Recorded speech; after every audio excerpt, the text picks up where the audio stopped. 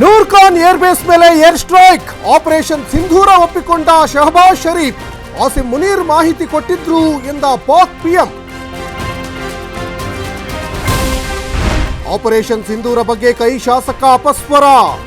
ಕೊತ್ತನೂರು ಮಂಜುನಾಥ್ ವಿರುದ್ಧ ಕೇಸರಿ ಪಡೆ ಕಿಡಿ, ಮಧ್ಯಪ್ರದೇಶದ ಬಿಜೆಪಿ ಡಿಸಿಎಂ ಕೂಡ ವಿವಾದ.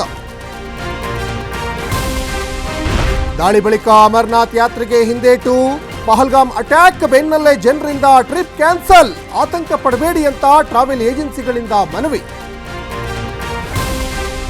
ಕದನ ವಿರಾಮ ಬೆನ್ನಲ್ಲೇ ಇಂದಿನಿಂದ IPL start, RCB and KKR ನಡುವೆ ಹೈ ವೋಲ್ಟೇಜ್ ಮ್ಯಾಚ್, ಬೆಂಗಳೂರು ಪೊಲೀಸ್ನವರಿಂದ ಭಾರೀ ಭದ್ರತೆ.